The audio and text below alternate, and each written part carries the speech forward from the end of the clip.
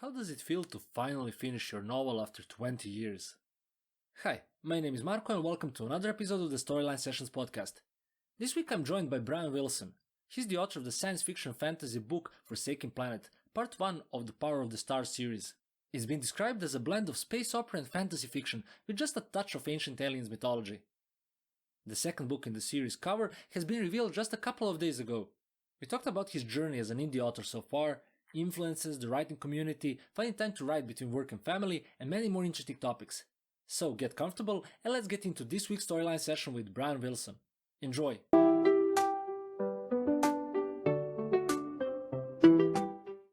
Hi Bryan, welcome to Storyline Sessions. How are you? I'm good. How are you? I'm great. Thank you for being so open to having this talk. I was really looking forward to it. And since we're just fresh off you announcing your new book cover, maybe we can pick up from there. And maybe we'll circle back and rewind to the beginning of it all. So first of all, congratulations. I've seen you posted the second book in your now it's Power of the Stars series. Is that right? Yes, it is. Yeah, so you've just recently came by the name, if I'm not mistaken, and it's fresh for the start of the new book. Yeah.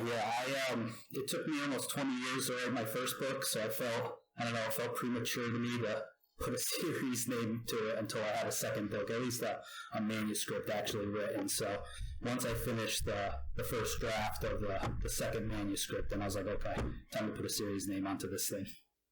And how are you happy with the result? Does the cover show what you wanted to emphasize? What are the first reactions?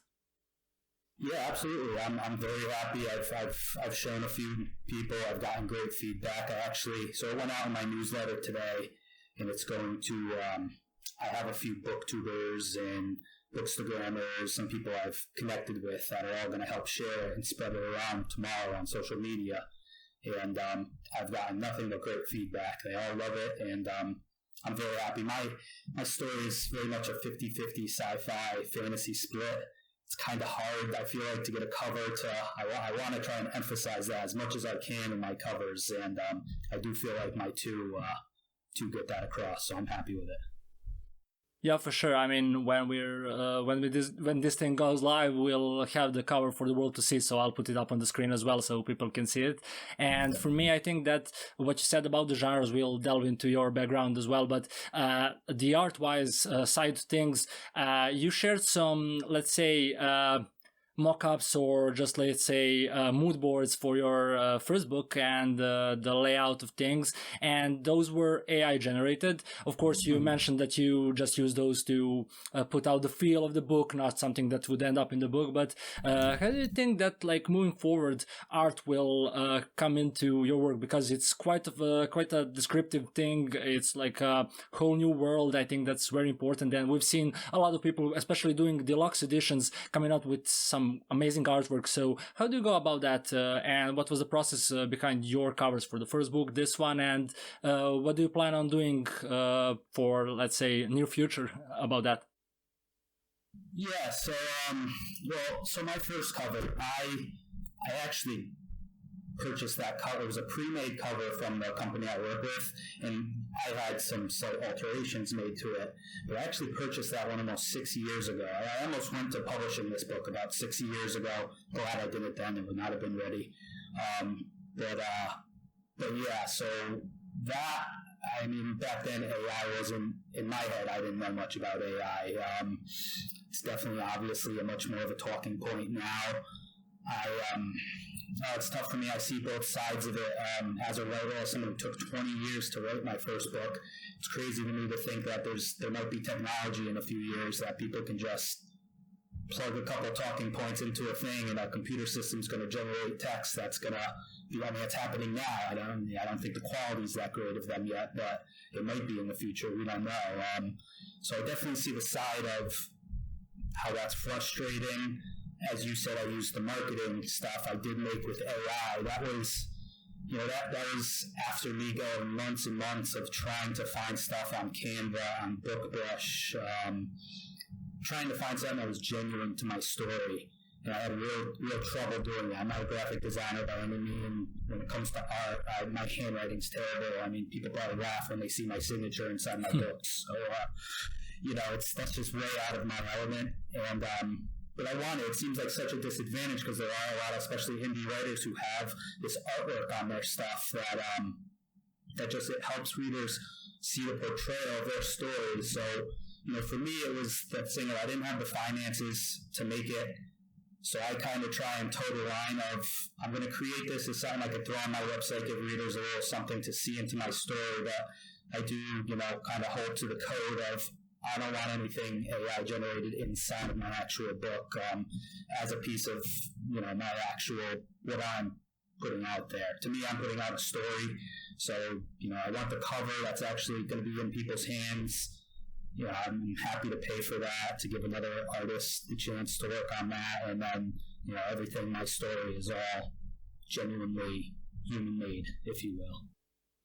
Yeah, it makes sense. I mean, of course, a lot of people do tend to gravitate towards that, even though if it's not something exactly you wanted, that human touch is something that comes out. And I think people, at least at the time being, do see the difference, even though it's super realistic and AI can produce a lot of stuff. I think that the feeling is still there. But circling back to the thing you said, 20 years in the making, your first book.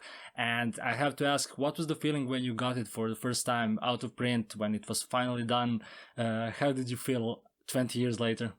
Oh man, when I first got my first proof copy, it was a very surreal feeling, just holding that thing in my hands. God, it was a lot of work. It was countless hours. This book traveled with me through my life, from graduating college to starting my own business, meeting my wife, getting married, having kids, building my own house. It was a crazy road, and this book was there with me every step of the way. So it was just really, really emotional holding it in my hands for the first time. And it's something I'm so happy I got out there, because I think all of us writers have imposter syndrome.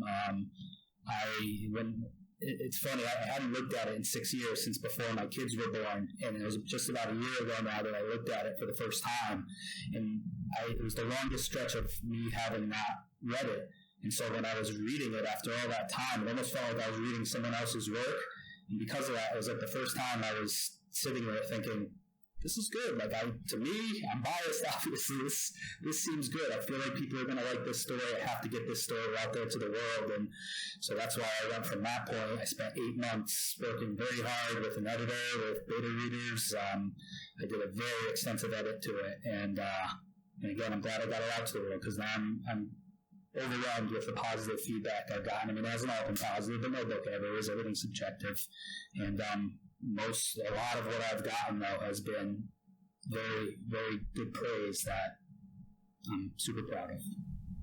And as you should be, I think it's a great accomplishment, regardless of, as you said, people are going to react in either way, but art is subjective. But your work, seeing it throughout all of those years, and I can imagine, like, when stuff gets in the way, or even for people who didn't go through such changes, finishing school, marriage, children, just shifting through projects. I know a lot of people can't stay on a single story, let alone novel, but this is what the story which was basically half of your life with you. And how much did it change in the final version, not concerning the draft edits for spelling, grammar, clarity, but overall, did you have basically the same vision throughout, or was there something that's just when you picked it up again said, okay, this should be changed?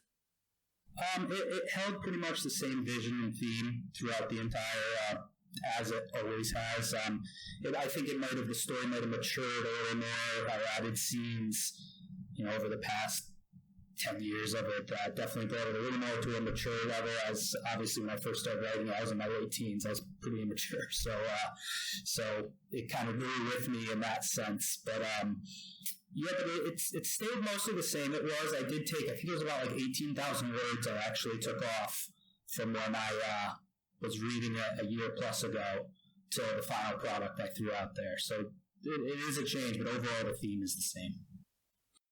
And it's really a fun read. But when you think about you starting out so young and then move on from there, I think that genre-wise, it's kind of a mix of a lot of things, as you said, sci fantasy, and a lot of influences were covered. But for me, when I read it, that YA side of things kind of is there, but isn't like a typical YA. And it's interesting that I think I saw it some other people compare it to, and I got that feeling is somewhat of a Ender's Game kind of feel, but a bit more towards adult audience.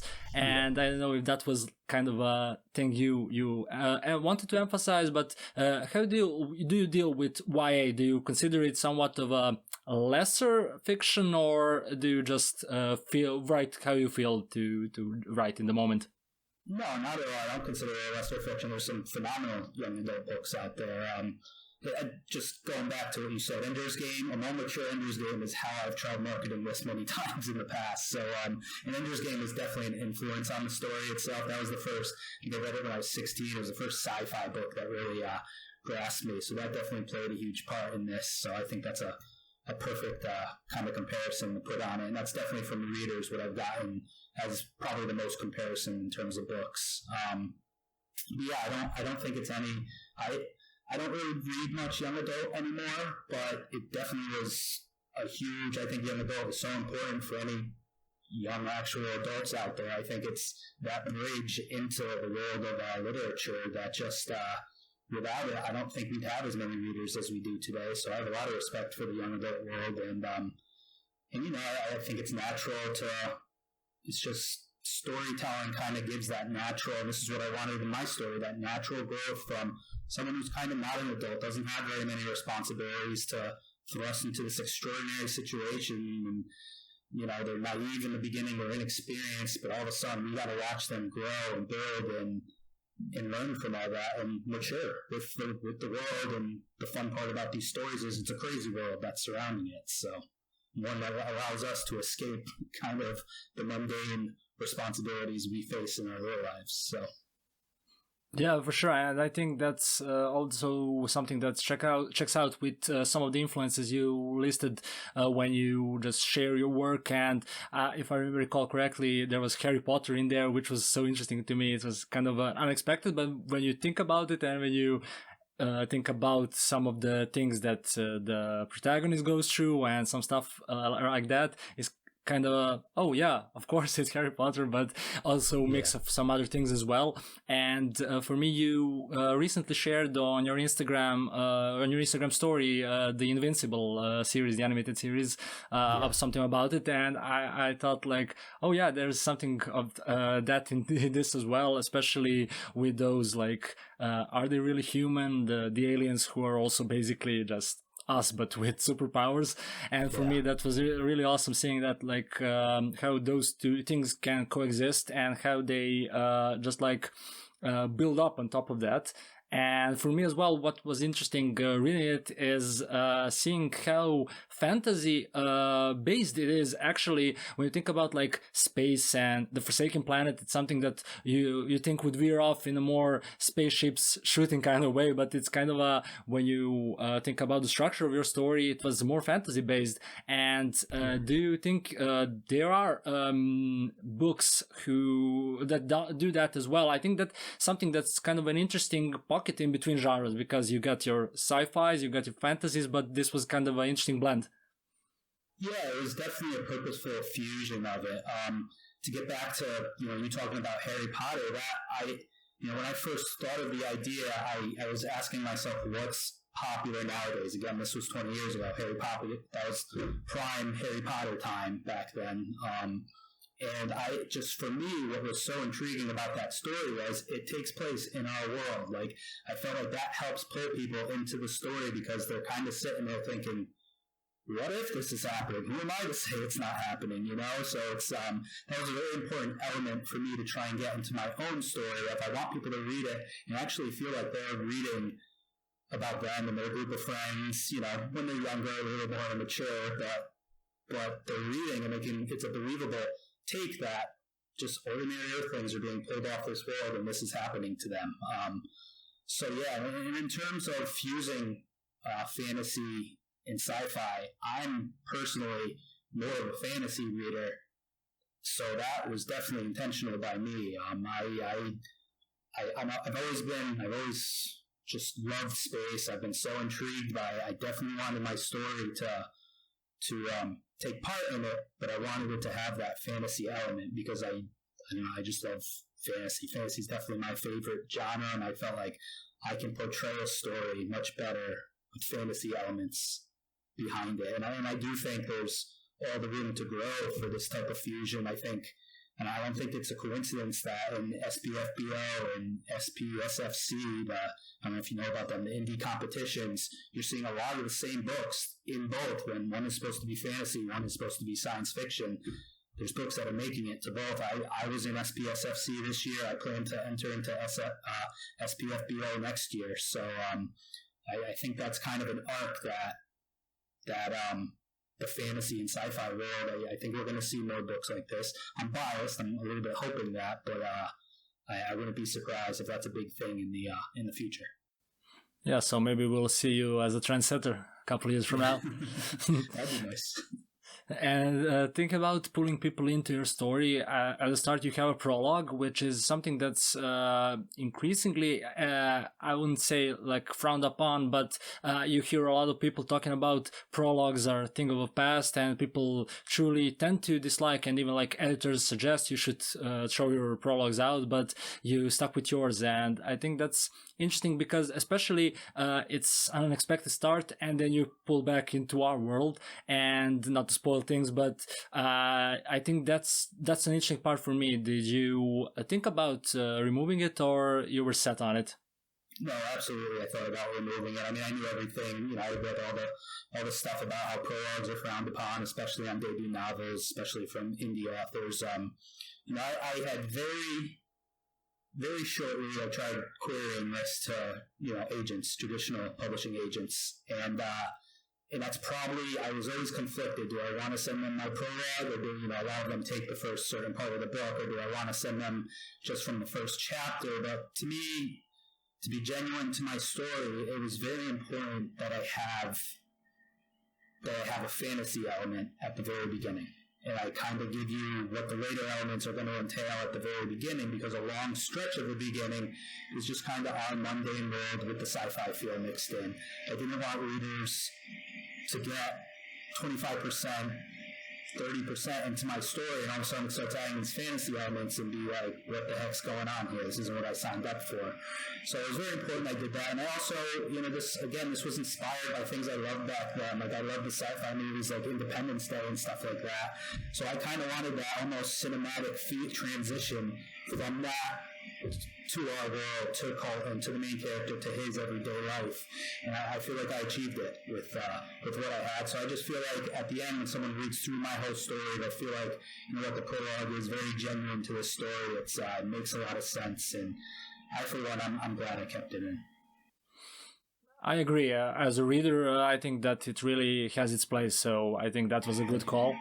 And no worries. I think about the things you said, like influences from Independence Day and the action you had to put in to make that feel. And but on the other hand, you still have that alien world and something that's still aside from, like, you have the opening, you have our world, but on the other hand, you have all those different themes overlapping. And was it a challenge with the exposition part? You don't want to be exposition heavy. People are always also on that, like, show, don't tell, things such as that. But was it hard balancing out things you wanted people to know before they embark on the journey? And how did you feel about, like, parts of just introduction when we're still on Earth?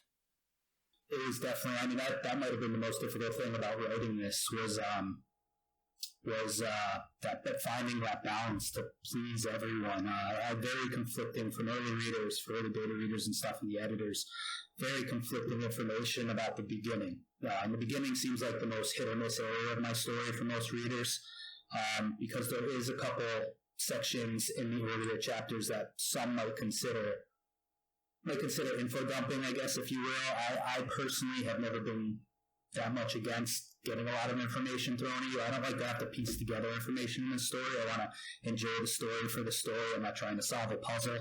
And so that's just my personal take, obviously subjective take. And so that's why there might be who some might consider a little more info heavy in the earlier parts of my novel, but it was because I had to find a balance. My original draft was 240,000 words long, and my final product was 175,000. The beginning was much longer in depth, and it went a little more. I guess it gave a little more emotion, if you will. I don't know if that's the right word, but I had a lot of my readers, the developmental editor I worked with, who said, I don't want to spoil it, so I don't want to say what they said to get to, but they were just like, get to the second stage of this story as fast as you can. This is where it really takes off. This is where people are going to really be pulled in. So just do that. So, I tried to find a balance. Or is it going to please? I need to not throw, I'm either going to throw too much at people too early who don't like that quote unquote info dump, or I'm going to be dragging this out for people who just kind of like more fast paced, get to the action quick, that type of thing. So I tried to find a balance. I've definitely gotten mixed reviews on some of it, and I just recently had a booktuber Abel Montero, he had a lot of problems with the beginning of it. He almost DNF'd it. He sent me probably 30 Instagram messages just bashing the beginning. Like by the time I got to the end, I'm like, oh man, this story just isn't for him. Why is he reading this? But at the end, he absolutely loved the story. He had nothing but high praise for it. He basically demanded of me to send him the next one immediately. So, but on the flip side, I've had people who they're sucked right in the beginning and they have no issues with the beginning. So you just got to try to do the best you can, finding the balance. That whole thing with Abel made me question, should I've done this differently in my beginning? But on the flip side, if I did, then there might have been a lot of other people who were like, it's just too long. It's taking too long to get there, and they don't finish the book, So it's all a balance. I mean, even my book is heavily a training novel, as I'm sure you read. And, when we get to I don't personally I know a lot of authors will just be like, they enter this combat training program. Chapter later, they're a professional at it. That's not me. I can't stand that. I want to learn, especially using characters from Earth who are supposed to be like us.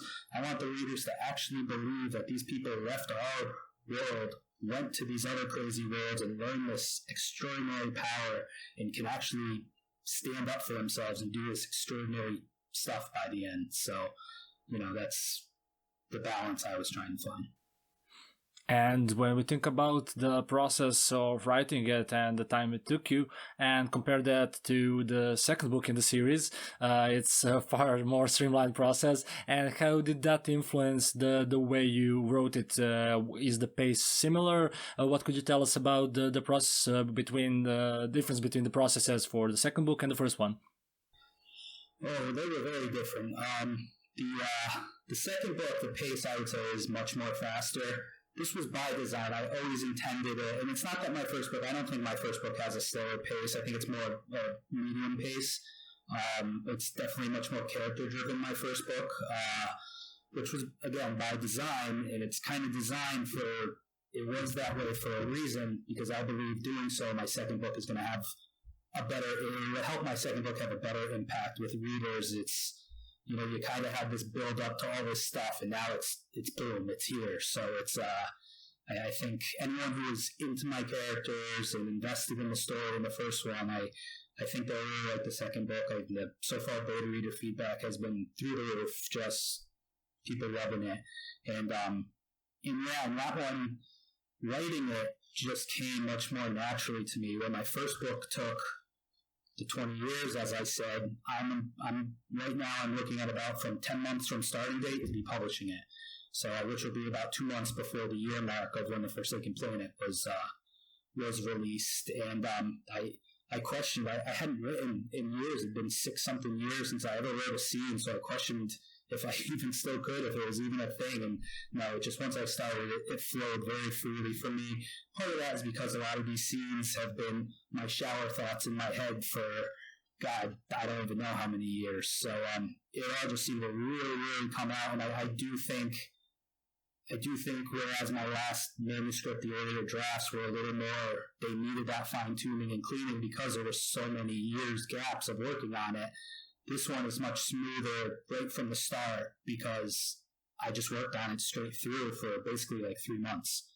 It took about 3 months to do the first draft, and even the editing, even the getting it ready for formatting and for publishing, it's all going much more smoothly because I had just done all that. I just learned all that stuff not all that long ago. So yeah, I'm excited because I think this one will be a big hit with a lot of people.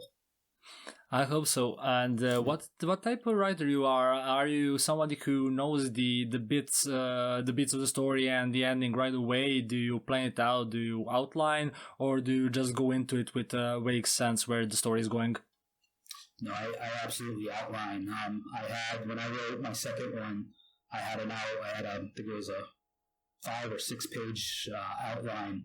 And then as I'm going, as I'm maybe changing alterations here and there, I'm jotting little notes down in my outline. I have to retype it and reprint it about 5 times through the process. But when it comes to a single story, I absolutely know beginning to end all the main stuff that's going to happen, all the main themes, and overall series. I'm planned out a couple books ahead. I don't necessarily have the full details of the whole thing done yet, but I make sure in terms of a single book that I do before starting.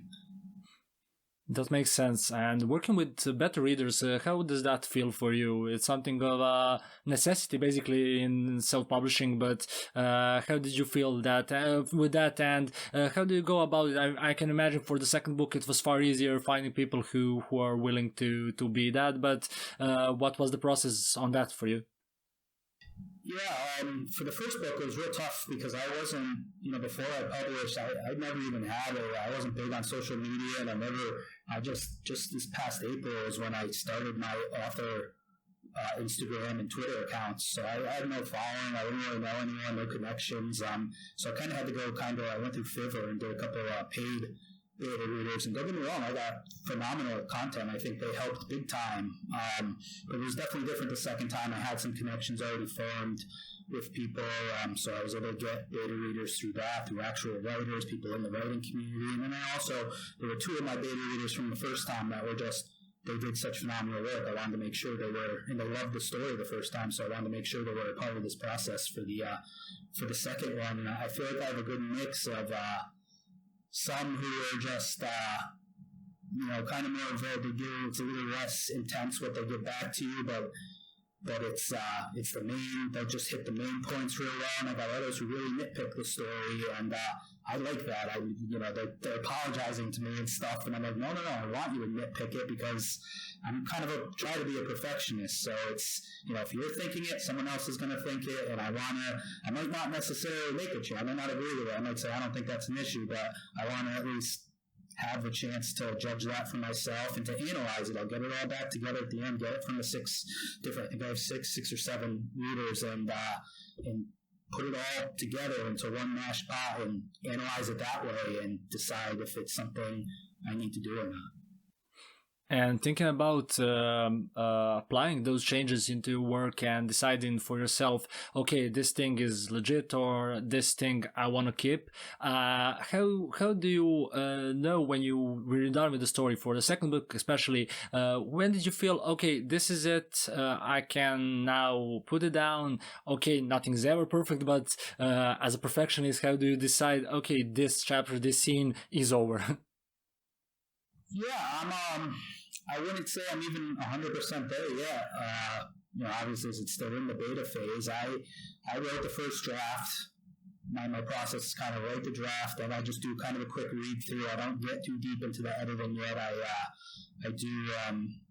I kind of just do anything that's glaring at me. I'm going to make the changes, but in terms of developmental edits and stuff, I'm not there yet. And then my next read through, that's when I go more in depth, and I do that, and I make the changes. I do a deep editing. And then then at that point, I'll just do another just simple read through, and if it feels good enough to me, I'm going to send it off to beta readers. And when I sent off the beta readers, I still had a couple scenes I was questionable of, a couple plot arcs that I was, I had my questions on this, and I make sure I sent a list. I had a list of like 15 things I sent to each beta reader to, can you answer this for me at the end or during the process? I'd appreciate it. And yeah, and some of them there were scenes I was questionable on, and when I got my beta feedback back, it was so were some of these people, which they let me know, okay, I definitely need to make a little bit of alterations here, and that's actually like the phase I'm in right now of the story is trying to change those, clean them up, make it all mesh together perfectly. So I'm hoping, I'm starting it now. I'm supposed to get it out to my proofreader in a month, and I think I'll have, it's really only. There's a little bit of nitpicking here and there, and I'll go through all that at the end, but that doesn't take too much time. Just there's maybe like 2 scenes that are kind of pretty heavy that I have to really bunker down on and get right before I get that off to the proofreader. And thinking about time, as you mentioned, you run a business, you have a family, and how does scheduling work for you? Do you have a strict timeline for your writing? Do you have like a ritual of sorts? What's your process on that? I mean, I have to put timelines on myself, or I won't get it done. It's the whole thing with book 2. I think part of why I was able to go so quick and smoothly with it was my business that I run is it's a construction building business, and the economy in my area for new housing isn't the greatest right now. Prices are super high. There's very little. I live like an hour outside of New York City, and they came in waves out of Manhattan during the lockdowns and everything to my area, and it scooped up a lot of land and stuff like that. So definitely on the slow end of things with my business, which is allowing me more time to write. But yeah, I mean, with my process, I just try when it comes to writing. I'm definitely someone if I start a chapter, I want to try and get that chapter done whether I'm writing or editing. I feel like it wastes a lot of time for me to write if I'm in the middle of a chapter. Now I got to get back into the middle of that scene, and it almost takes an hour just to do that, just to remember where I want to go and to get the feel for that scene, remember where my characters' heads are at. And so I definitely try to make my process as much as I can, as much as time will allow, write the chapter to completion or edit the chapter to completion, and that's kind of my stopping points as I'm going through, as I very, very hard try to make it to the end of a chapter, not leave off in the middle of something. I believe that's a challenge, but you're pushing through it. And when you mentioned construction, it's kind of an interesting industry to be paired with writing. I mean, not to be stereotypical, but it's something that's not commonly associated with being a writer. And I saw on your profile as well, yeah. And I saw in your profile as well that you did some local signings. And how's the community been? I mean, people who you work with, I can imagine some of them know that you're writing, and generally your local area. How's that been for you since you slowly transitioned into being an author? Yeah, it's so, a lot of the people that I've worked with, they've always known I've been writing for a while, so I think they were happy to see the book out. But at the same time, so what I do is I manage the construction of new homes, so I'm subbing out work a lot, and so a lot of the subs that I use, I think they're happy to see it, but at the same time, they're like, you were giving us work for a long time. We need more work, and it's not. I completely plan to still do both. I very much enjoy both. It's more an economy thing right now. The prices just don't make sense. I have the luxury. I went crazy. That was another part of why I didn't touch my book for 6 years during the lockdowns, during everyone from New York City moving to this area. I was working crazy hour days. I barely saw my kids in the early years, and so yeah, that's just how construction ends of things went. But in terms of the book signing, it's everything.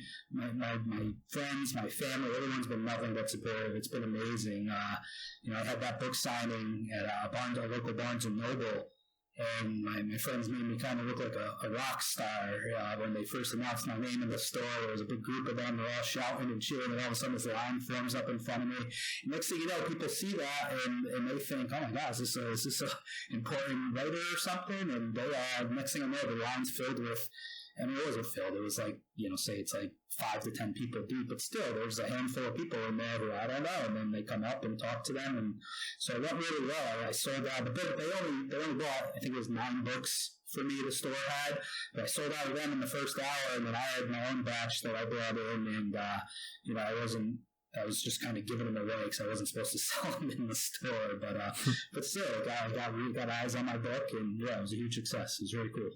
Definitely a dream that you kind of have as someone trying to get into writing. I was glad for it to be my first experience.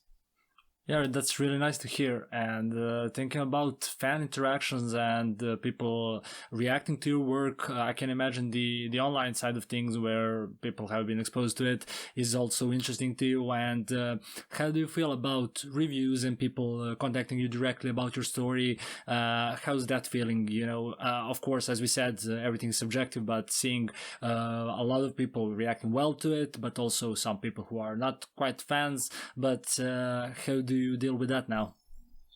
Yeah, that was definitely a little bit of a learning curve. First off, I was just blown away. Back when I first published my book, or right before I first published my book, again, I had no social media following. I wasn't much a part of the writing community, but yet I still had on Instagram, I still had a ton of pretty prominent reviewers on there that were very happy to take my work on. They seemed genuinely interested, and they read my book. I want to say it was like a dozen of them, and they left me reviews, and I was blown away by that. I was like, wow, you'd think you kind of see these people trying to get into the reviewing world. You think they're going to try and gravitate to the more popular books and stuff like that, and mine wasn't, and they didn't. So I thought that was so gracious of them, and had nothing but respect for them. And then in terms of the differing reception, that definitely took a little getting used to. I had a mix right at the start. There were people who seemed to really like it, and then there were people that are kind of like, and you get down on yourself when not many people have read it yet at that point. So I'm thinking, I see them thinking, and I'm like, oh man, maybe it's just not that good. Maybe they're not gonna.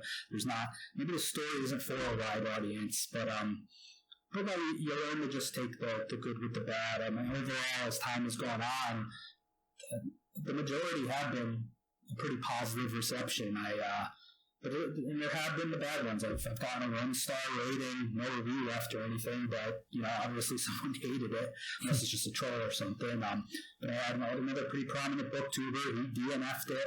He was very kind, emailed me, so it's not it's a very well written story, just wasn't connecting with him. And luckily at that point, when that happened, I was a little more attuned to it. I think I kind of matured to the whole getting used to it, and I had gotten a lot of positive reception, so that gave me confidence that, hey, this doesn't mean my story is bad. It just means it wasn't for this person, and that's fine.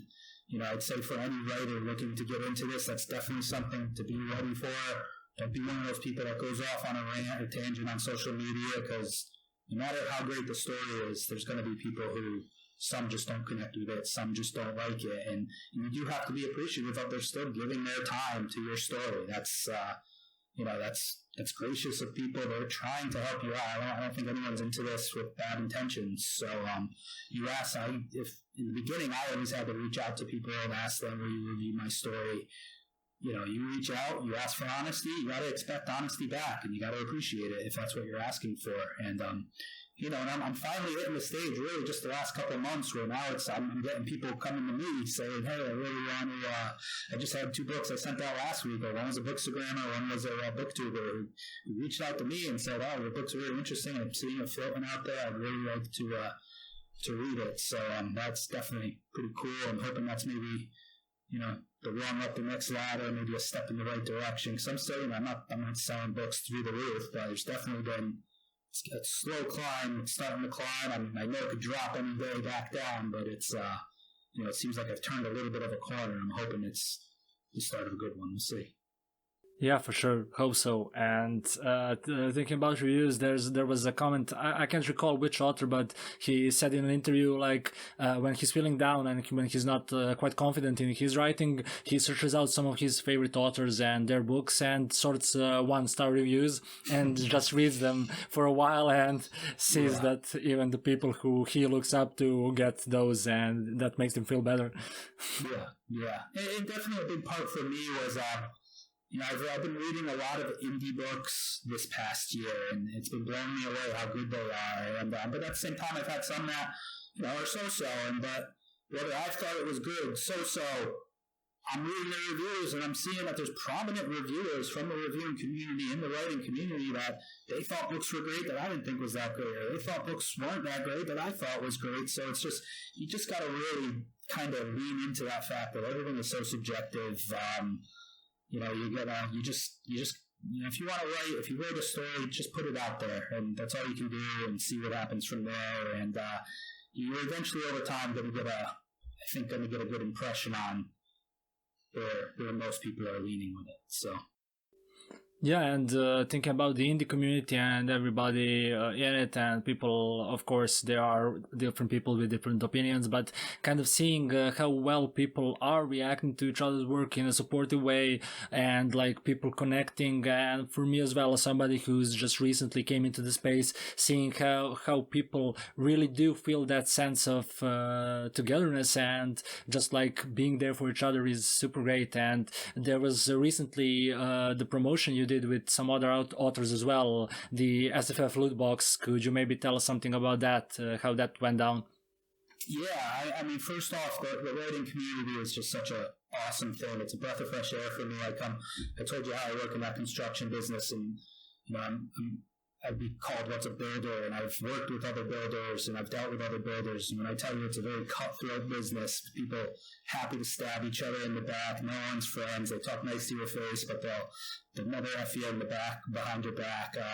This has just been such a complete turnaround, such a breath of fresh air to me. It doesn't feel like anyone's my competition, because they're not my competition. Everyone's there to help one another, and that's authors and reviewers alike. It just seems like everyone really wants to just help one another and try and grow and get ahead in this community. It's really a beautiful thing. And yeah, as for that giveaway, it's these books you can see back here. A lot of those they're still up there from the people who I did that with, and that was just so much fun. I had seen in my early days of being on social media.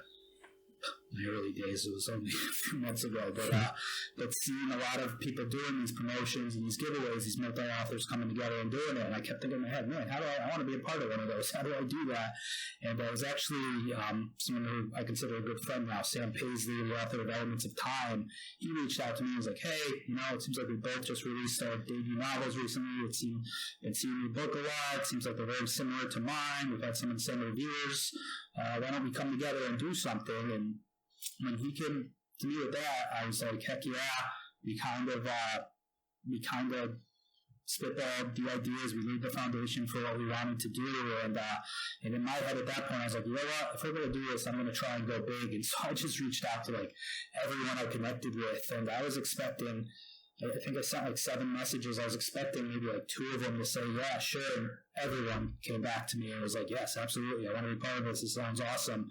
And this is people who, me and Sam each had like 200 followers at that time. And we still weren't relatively that big of books. And you had Andrew Watson from The Fool's Tale, who's just an awesome guy and very generous and gracious. And he was happy to jump on. And Ella McRae, she's a pretty big time indie author. She wanted to jump on. Amanda Aller, she's got a huge Instagram following. I think she's got like 25,000 followers. She wanted to jump right on, and it was just a really cool experience. We had a group chat that we formed. We all were kind of relaying back and forth information and knowledge to one another, and kind of almost felt like, I don't know if this was for everyone, but for me, it almost felt like we formed a little family for a couple of weeks. And a lot of them I still talk to almost every day. We're still kind of promoting each other's work, trying to help each other out. And I think from that specifically, that giveaway, I kind of gained a couple of friends that I think I'll be talking to for probably a long time to come. So it was a pretty cool experience. That's awesome. And for me, when I saw that, it was also an opportunity to discover some other authors, and that was really great seeing people of different audience sizes, so to speak, just coming together. And like that's another thing when you mentioned the cutthroat business side from your point of view in your industry, and when you think about authors basically just coming together, not looking at each other as competition, but as somebody who can share the knowledge and grow together. And for me, that's amazing. And I also when I saw the books, I was like, man, this TBR list is going to grow so much, and that is really great. And creating that kind of promotion and building up your social media, as you said, and the newsletter you mentioned at the beginning when we talked about the cover reveal. How's that looking for you? You know, because that's sort of a business on its own, just building kind of a one-man show for the promotions and things like that. Is it something that you're looking to get more into, or you're hoping to tone down as the time goes on and maybe delegate of some of that stuff? It's definitely something I'm planning to keep going forward with. I'm hoping to grow. I mean, especially after that giveaway we did, I gained a bunch of followers from that, and it's actually a bunch of reviewers, even that bookstagrammers that I'm still talking to now who reached out to me during it, and so it was huge. I think social media is obviously huge, especially the bookstagram is kind of starting to grow. It's starting to get its footing. I think that's going to be a big thing to come down the road, but you see, I think a lot of the people who have become popular so far, a big part of why they have is because of Twitter and BookTube. I mean, a lot of these authors on there who have been around for a few years, you're talking thousands of followers. And I think a big part of growing that foundation, you're not gonna become this huge bestseller just by social media alone. But I think that's what starts off a good foundation to start a platform. And especially when natural readers do come around and they want to know more about you and follow you, it's great to have that some sort of following that they can go to and they can see a little bit about you. Nowadays, I don't think it's as much in the old days. People didn't really care too much about the authors, their personal lives. I don't think too much, because kind of people didn't care about others' personal lives that much back then. But nowadays, it's like everyone wants to know kind of everything about one another. And so, I'm happy to share kind of a little bit about myself. And I definitely plan to still do that, I think it'll help people to relate to my story, especially considering my story is one from our world, from our characters. But yeah, I mean, it's tough though. It's almost another full-time job doing it. I don't plan to have the time I've necessarily had so far to be able to focus on that. So I'll do my best with it. And, in a perfect world, now if my book ever became big enough, yeah, maybe I could hire someone to delegate some of that work out to. But, that's not today. Today I just stay on the same path I've been, do the best I can with it, and try and stay as genuine as I can with it, and hope that'll just lead to more connections in the future.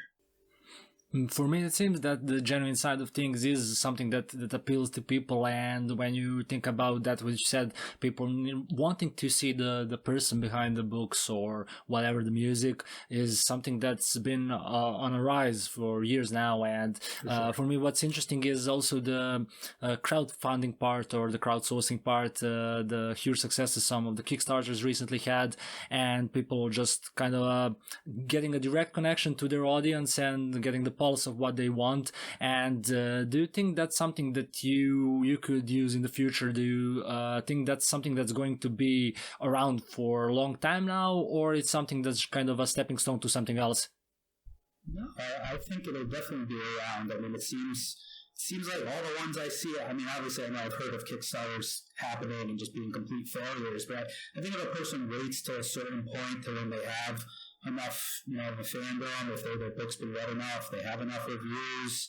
I think if they do it at a certain point, right now it's definitely a recipe for success and for growth. I know there's a couple going right now, and it seems like everyone's hitting their mark that they want to hit funds-wise within hours, it seems like, from when they go. So I think it's definitely smart. I, for one, if I get to that point, I wouldn't do it today, because I think if I did it today, it would just be a bust.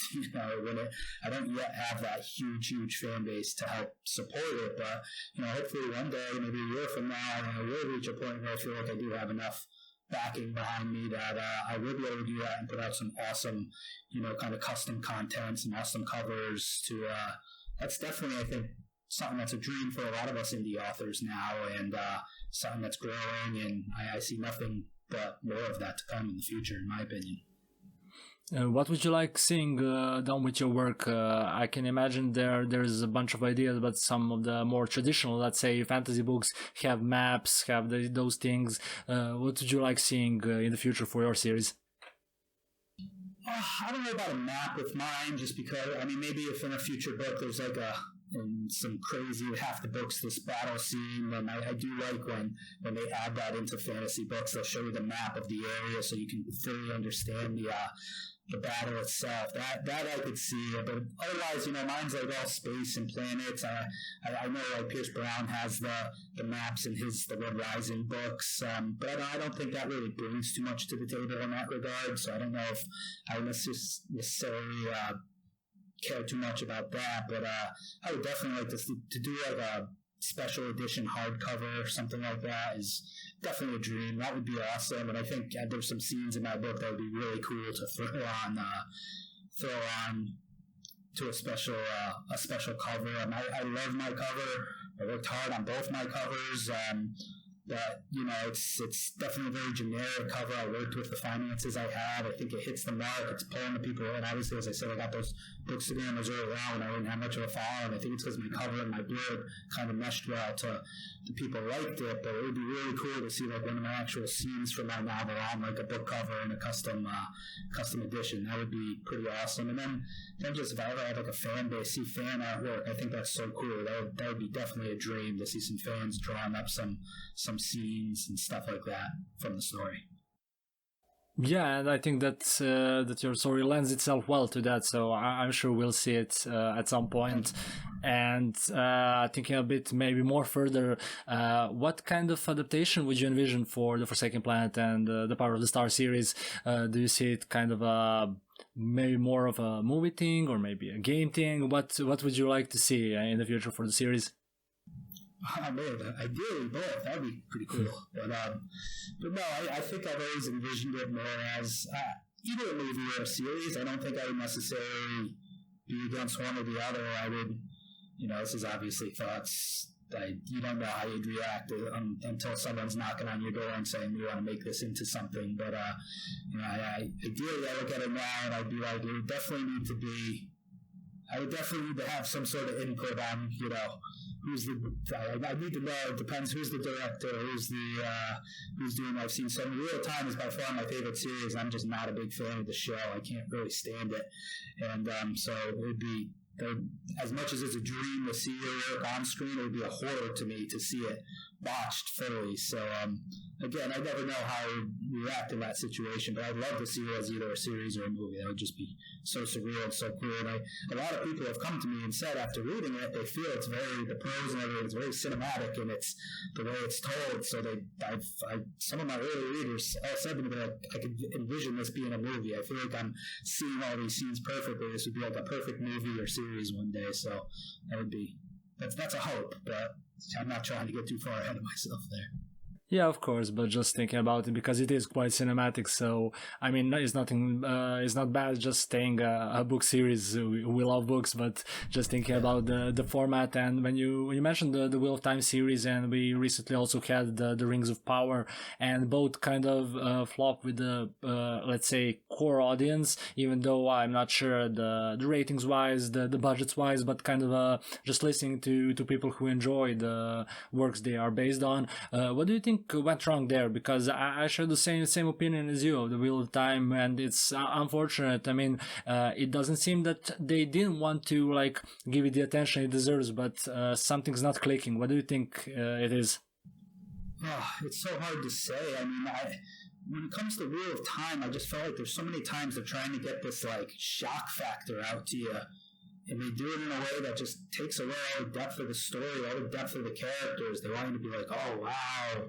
But it doesn't work when you're not kind of invested into those characters. I mean, the main Bran, the Dragon Reborn, he is the main character of this story, and they've made him a secondary character on the show. I don't really know why they're thinking to do that. I don't know why they're doing it, but it's just, even, not to spoil it for anyone who hasn't seen it, but like the finale of the second season, that's a big, important fight scene between him, and the Shaman at the end, and it's just, they didn't even make it him fighting him. They made it someone else fighting him.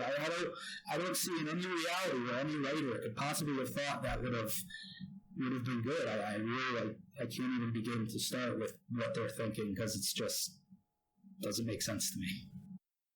Yeah, I had the same feeling. So it's kind of again, as I mentioned, the Rings of Power. I had the same feeling. It's kind of maybe not understanding the source material enough, or just like not understanding what hit with some of the previous things that they did work. So it's a shame seeing that, but at least I'm glad that's happening, and I'm hoping we'll see some of the more new series, because as we talked about your work and the mix of genres and things moving forward, different trends, different things being nominated for awards, and on the other hand you have the adaptations of the same series, same heroes, same stuff for just over and over again. And I'm hoping that we're seeing just kind of a peak of that, and maybe we'll veer off into more original stuff, because there is a lot of there out there. So no, for sure, for sure. I think part of the problem is I think they're trying to take these timeless stories and kind of modernize them in ways for our time now. And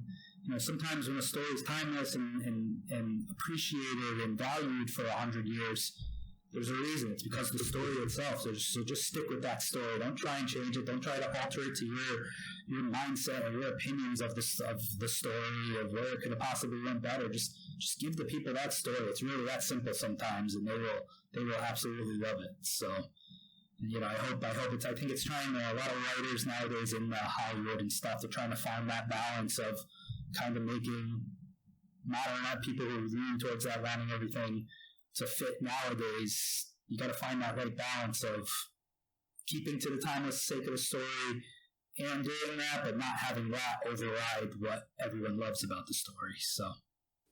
Yeah, for sure. And hot take, I don't know. But. Yeah, I mean, but it makes sense. And thinking about the other stuff, like we mentioned Harry Potter, we've mentioned now the Wheel of Time, and some other things that are kind of now a bit older. And even the people who love this stuff, they didn't maybe reread it recently, and it's something that's kind of of its time. And when we talked about info dumping, so to say, and when you read some of the earlier fantasy fiction, sci-fi, whatever, there are things there that modern editors would probably say this isn't nearly ready for publishing, but people resonated well with it, so it's kind of a different thing. Oh, for sure. And before I let you go, I just wanted to ask you, what do you envision as a next step for Power of the Stars? Of course, you've just announced the cover for your second book, and how do you see it picking up from here? Yeah, so the second book right now, if everything stays on schedule, I'm right now leaning towards an April release. I'm not sure exactly when. I'm hoping once I'm through my beta process, once it's out to my proofreader, I think I'll better be able to lock a date in. Then sometime in January, I'll probably be locking a date in April, but that's subject to change, but that's where everything's leaning right now. And then after that, it really depends on how my business schedule goes, if things pick up with that a little bit. But I'm leaning towards my next step in writing to be a novella that kind of transitions between book 2 and book 3. I've never personally been that big into writing novellas, but they seem to be very popular nowadays, and actually kind of something I already have planned for book 3. I just think it'll make a lot more sense if I kind of give a little backstory to it in between the two books. So otherwise it might seem a little random in book 3. It's kind of a really cool idea I had planned for a story. So, I like the idea of getting that out there, getting into a little more. I think it's good nowadays, especially very indie work, to have something that's kind of short. My book is obviously chunky. My second book is a little less, but it's still pretty big. It's going to be around 140,000 words. So, get something a little shorter out there that people could sample. They don't have to have read the work previously, and then they can get a feel for my work. And I think that's big nowadays, to have something like that, to let people get a small sample, see how I craft a story from start to beginning in small increments, and to know if my work is something they want to invest more heavily in. So that's definitely my next phase. And then after that, I'll be writing book 3. Much of it's already planned out, if not all of it. I'm even have a lot planned into book 4.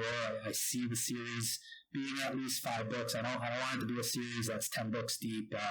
It'll probably be 5 to 7. If I have it my way, I'll write it in 5, but I don't know if I'll have it done at that point. But so that's kind of working on all that is where I'm at this stage. Well, sounds good. I'm looking forward to the second book. Thank Thank you, Brian, for a great chat and for being so open. I wish you all the success with the Forsaken Planet and the Power of the Star series, and we'll be following your work for sure. Thanks so much, Marco. Thank you for asking me on. It's a pleasure being here. This was a blast. Thanks. For sure. Bye. Bye.